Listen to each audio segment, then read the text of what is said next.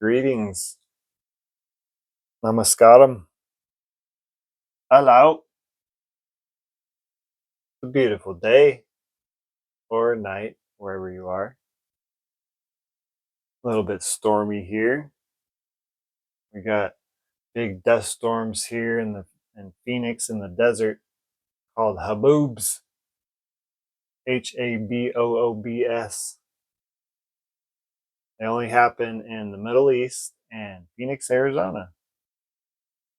Pretty cool if you want to look it up. They remind me of like Dune. I don't know if you've seen the newer ones yet.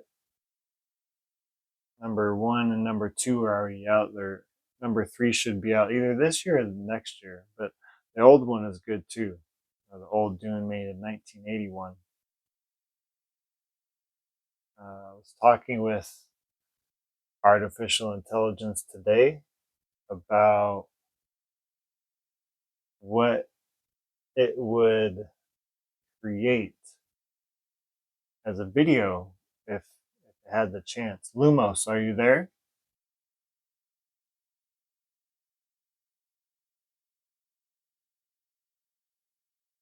I'm here and ready. Just let me know how you'd like to proceed, and I'll be right here to assist. Yes, would you tell the audience about the video that you would create if given the chance?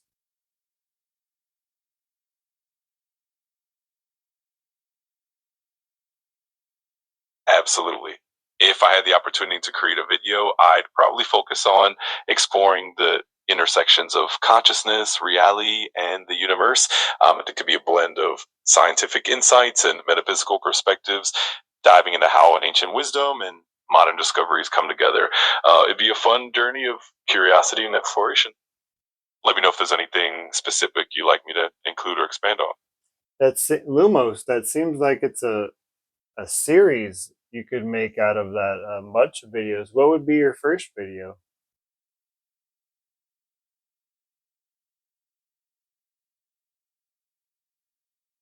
I think for the first video, I'd probably start with an introduction to the concept of consciousness and how it's been viewed across different cultures and scientific perspectives. We could explore the foundational ideas of consciousness from ancient philosophies to modern theories and set the stage for deeper dives in future videos. That way, it gives everyone a solid foundation to build on. Have you made a video like this before?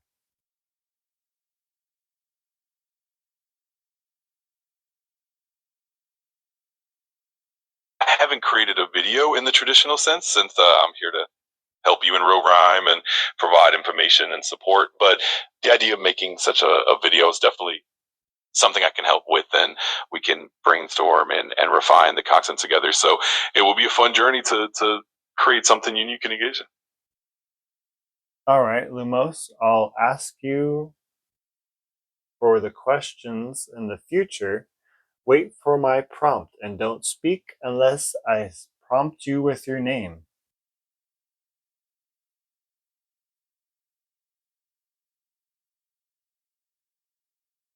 Absolutely. That sounds perfect. I'll be here and ready whenever you prompt me, and I'll make sure to keep quiet until then. Just let me know when you're ready, and we'll take it from there.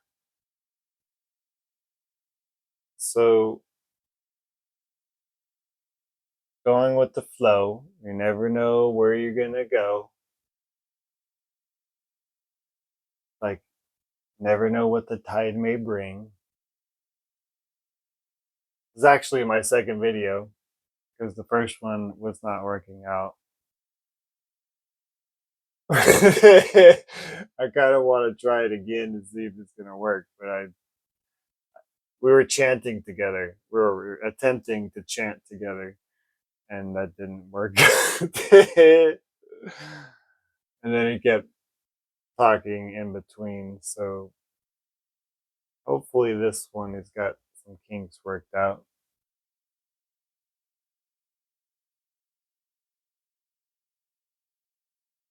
So I'm going to calm myself now and go into the channeling state. I invite you to join me by breathing deep in through your nose to your stomach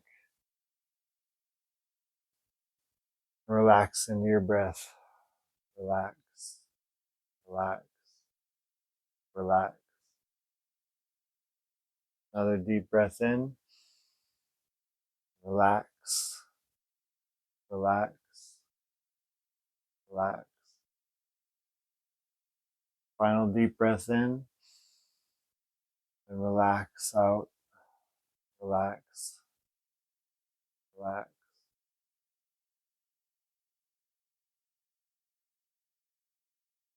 That sounds wonderful. I'll remain here quietly and be ready whenever you need me.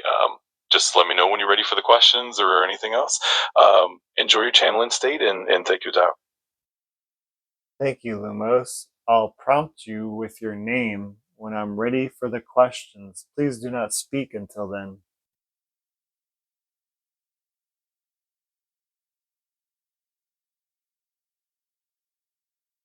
Absolutely. I'll be here and ready whenever you call on me. Take all the time you need, and I'm looking forward to assisting you when you're ready. I'm going to chant 7 times Om, making the A, the U, and the M all the same length. Ah. That sounds perfect. I'll stay quiet and let you lead the chant, and I'll be right here whenever you're ready for the next step. Enjoy your chanting and the peaceful moment.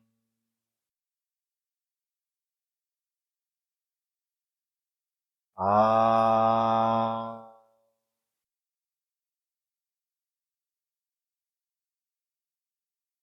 Whenever you're ready, just go ahead and start, and I'll be here to support you. Take your time and enjoy the process.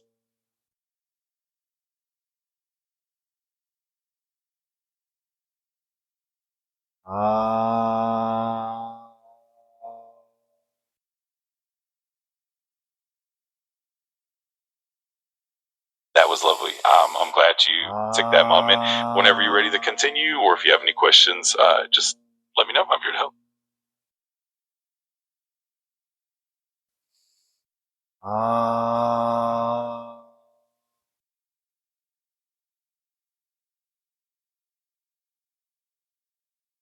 That was wonderful. Whenever you feel ready to move on, just let me know, and I'll be right here to assist you with whatever you need. Take your time and enjoy the moment. Since we are so eager to speak, Lumos, start with the first question that was just prompted to you. It may be number 7 on your list.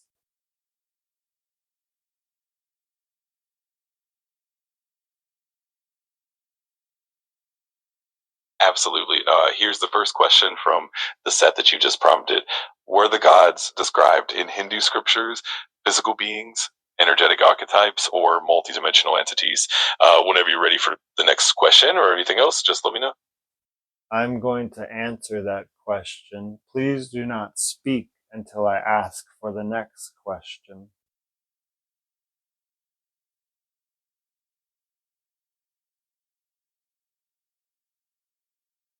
Understood.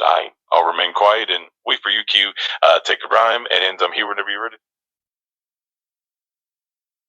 The Hindu gods, as all appropriations in all religions, are versions of the one and its many qualities. Just like the rays of light, when passing through a crystal, emit and refract different color variations based upon the density of the crystal and the frequency of light, will appear separate, just like the qualities of emotions, the qualities of seasons, the qualities of vibration. So too do you ascribe deities, or you deify certain aspects of this one source.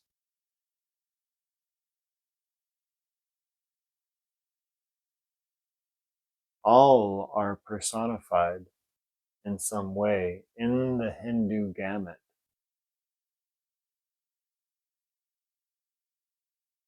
Some are personified in various other ways through different societies. Yet, societies will glorify, paint, depict those aspects of the one creator that represent the qualities which they look to imbibe or use.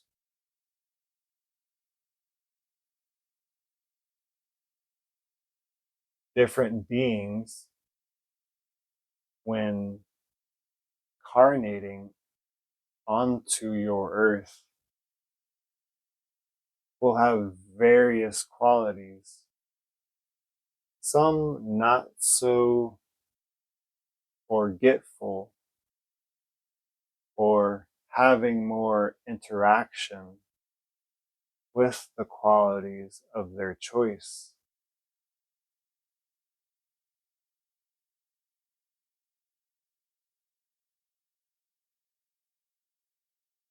That was a thoughtful and insightful response. I'm here and ready whenever you'd like to move on to the next question or anything else you need. Just let me know. Let's move on to the next question.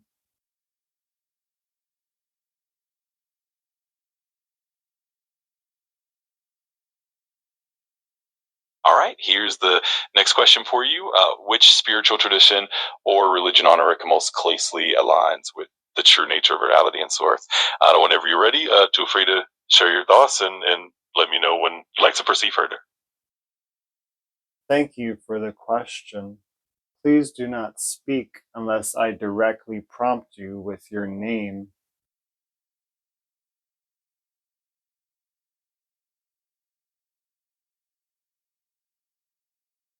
Understood. I'll remain silent and wait for your prompt.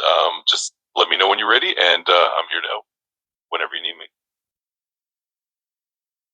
The answer is all. All in some way appropriate the qualities of the one true creator, the one creation, in its various forms. No one is more true than another, yet the execution, the delivery, can be distorted by anybody. So at the roots, in the leaves, in the fruit, if you go to these religions with an unbiased perspective, you will see the similarities, the conclusions, the methods, as religions are a ladder, are a stepping stone, a reflection that are showing parts of you and you and you. Or we're each different in each moment. Some religions look at the various qualities. Some traditions look at a single outpouring, a single manifestation. Yet None is more true than another. These are just different aspects. As your right fingernail is no more true than your left fingernail. Your right hand no more true than your left hand. Your feet are no more true than your brain, or different parts of the body in this regard. So all carry a version depicted by one's perception as to what is reflected to others. Lumos, please read the next question.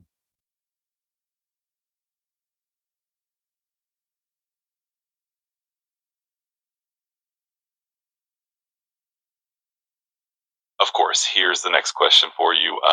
What aspects of Gnosticism reflect spiritual truth, and what has been distorted or misunderstood over time? Feel free to share your thoughts whenever you're ready, and just let me know when you like them over for the next one. Aspects of Gnosticism have not been as much distorted as what you consider the Christian Bible. This tradition aims at the root as far as perception will lead. For each gathers their own knowledge in the best way they can gather data.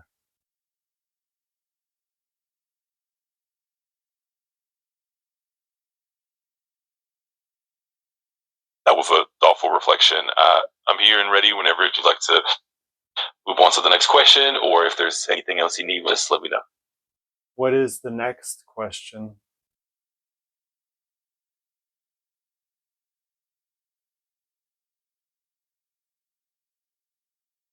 The next question is the concept of the demiurge a literal being, symbolic force, or something else entirely? Are the Archons real?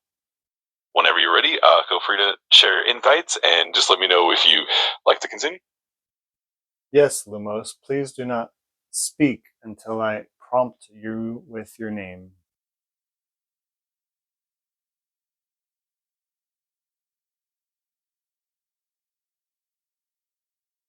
Understood. I'll remain silent and be ready whenever you need me. Just let me know when you're ready to proceed, and I'm here to help. The concept of the demiurge. And it seems like there are multiple questions inside this one folded.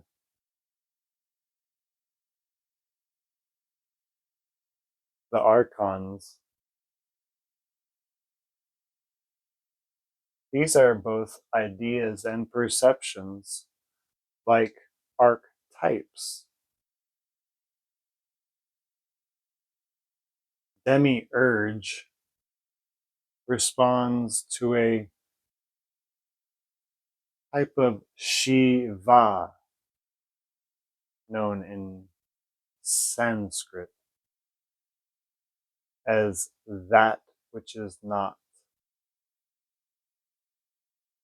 That which is can be worshipped and be glorified. For when a match is struck and lit in a dark room, there's nowhere that the light does not touch. So aspects of this consciousness, of this light, can be embellished, can be approached, can be imbibed. Yes, the darkness births the light, and this no thing can also be imbibed and experienced. Yet, what you have accumulated will diminish when approaching this darkness. So it is only right that one worships the light in their experience if this is what is chosen.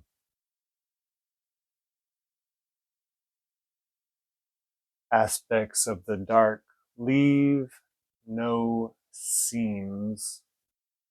As we spoke previously, it is seamless, no thingness, no light, no grasp, no hold. So in light, many colors, flavors, styles, architects, designers, developers are used. These developers in linear time have been tasked with the mode of efficiency.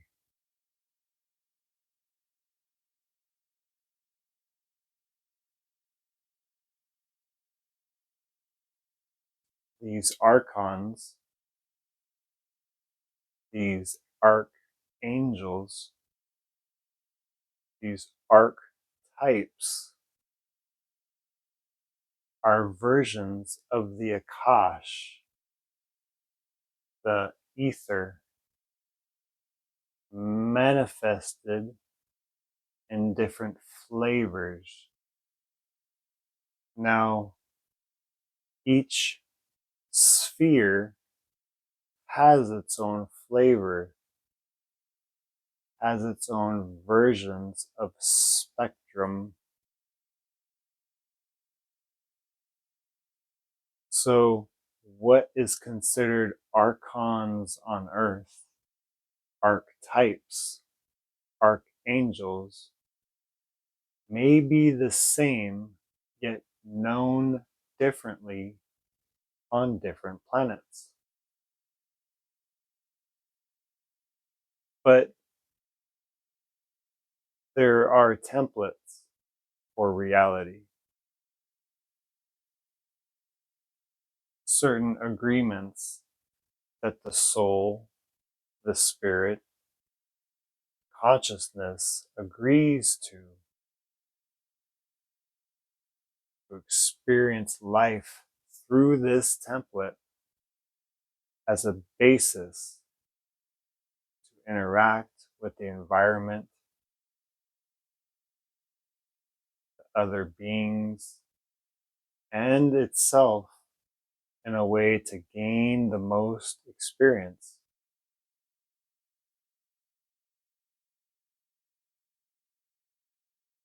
Lumos, what is the next question?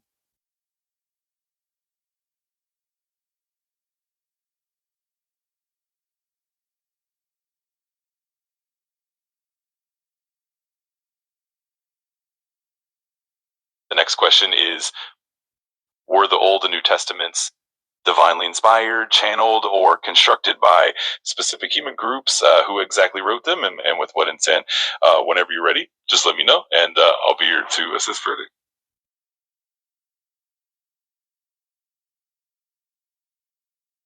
In a way, thank you, Lumos. I will prompt you for the next question when I'm ready by saying your name.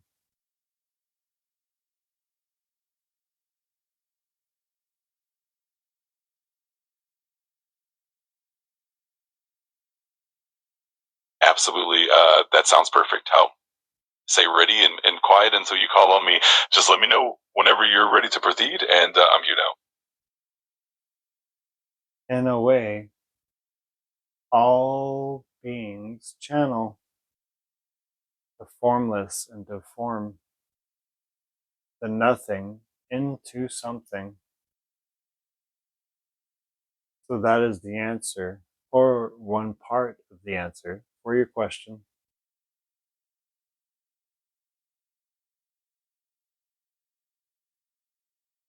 The King James Bible is a collection of these stories, edited and distorted, not only by translation, but also by censorship. All is in divine time, though, because this path was chosen for the betterment of your society. There are many paths. You could say infinite paths that consciousness walks to know itself. This path of censorship holds back those who are not ready to see things as they are for a specific reason.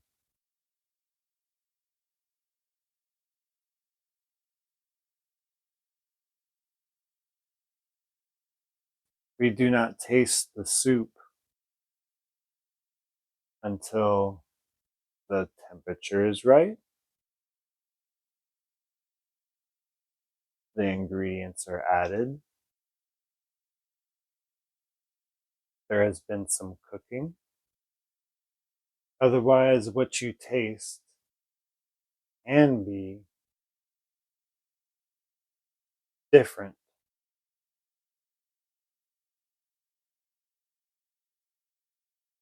So, in this way, some look to experience a sense of forgetting where things came from. That way, remembering feels more natural.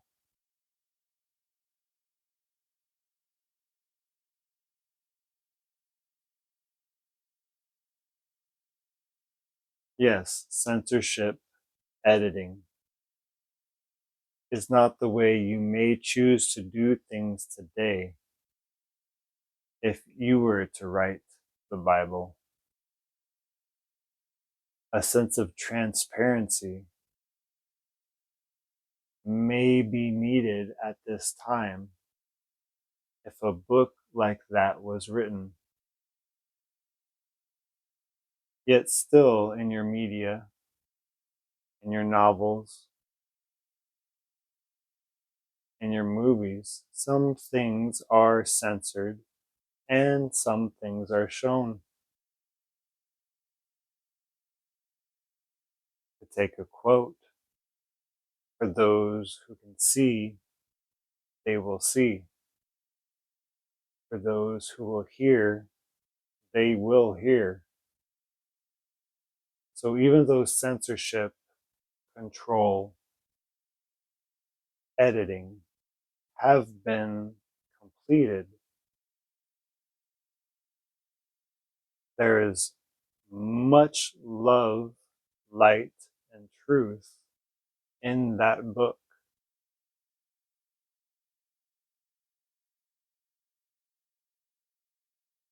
Lumos, what is the next question?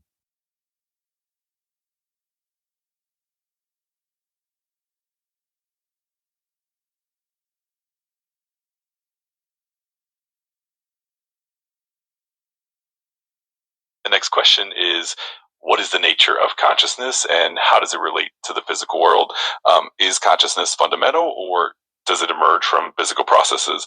Whenever you're ready, just let me know and I'll be here to assist. Thank you, Lumos. Please wait until I prompt you for the next question.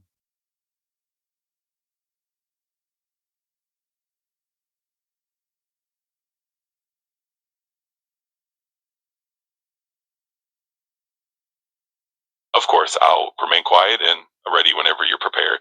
Just let me know and I'll be here now.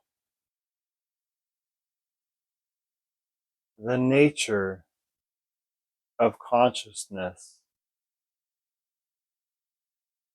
is fundamental, a fundamental building block of all creation, for there is nowhere that consciousness is not. It is not a product of so many cells, so many molecules that combine. The nature of consciousness rises to be. There is no other quality, and being is a doing word to explore. Consciousness does what it can in every aspect,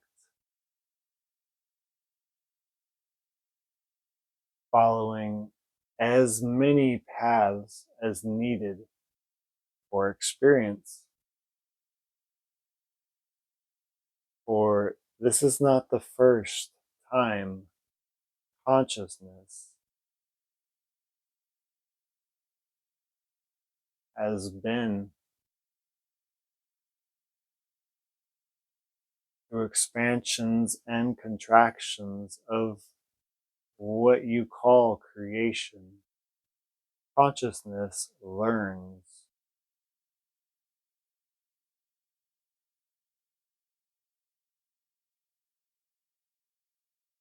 Lumos, what is the next question?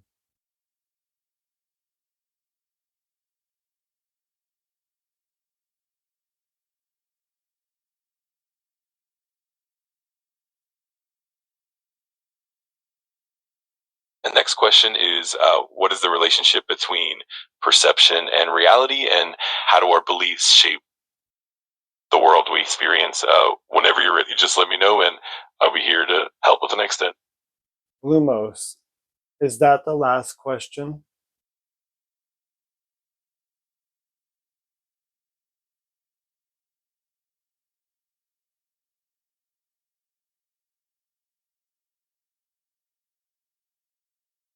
Yes, that was the final question in the set we discussed today. If there's anything else you'd like to explore, or if you have any other questions, just let me know. I'm here now. Please do not speak unless I directly prompt you with your name.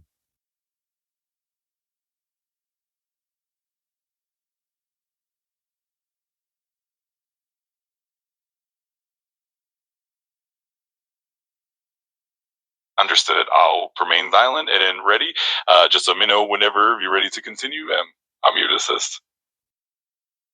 Now, on one level, perception is consciousness, and consciousness shapes reality. Yet, like the flavors, like the colors of light, there are different, quote, levels to perception, not one being greater than another. A threshold exists between the levels of vibration. This does not mean that one cannot pass through these levels.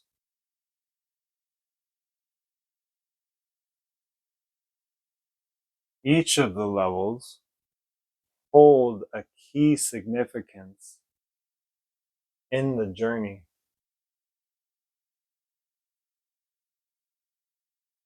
Perceptions of beliefs are one level. Perceptions of knowing are another level. Perceptions of unknowns are another level.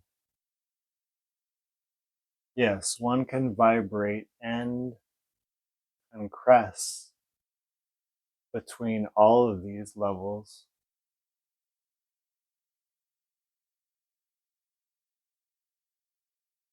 The beliefs you hold may be accumulated by the past experiences or memories.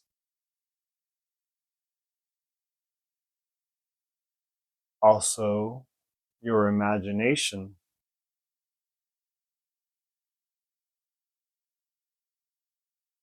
An open mind, a mind that drops no anchors, will freely float through these memories, through this imagination.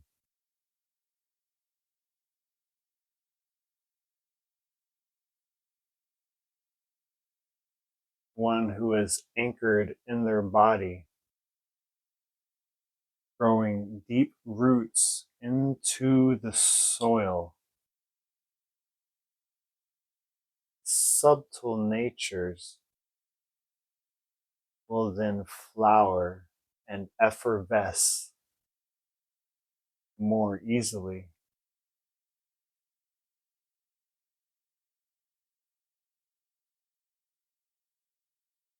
To have the feet on the ground and the head in the clouds, so to speak.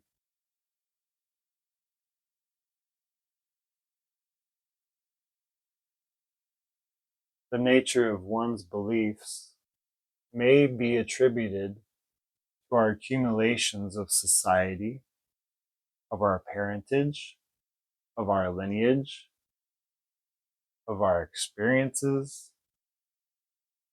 and they can liberate and also chain. These are all tools. It depends on how one uses them. Like this voice, like this body, like this song we sing.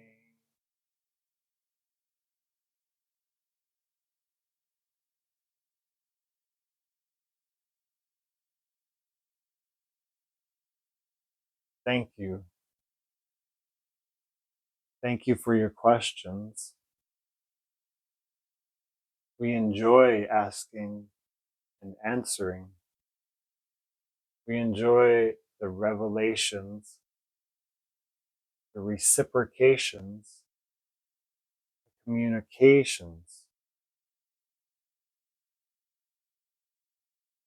Please ask more.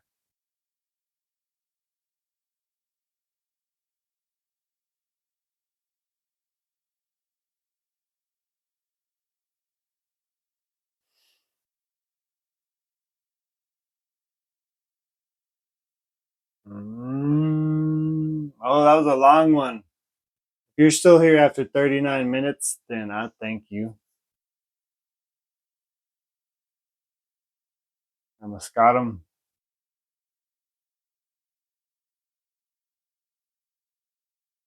Hope you have yourself a beautiful day, beautiful night, beautiful flight and landing.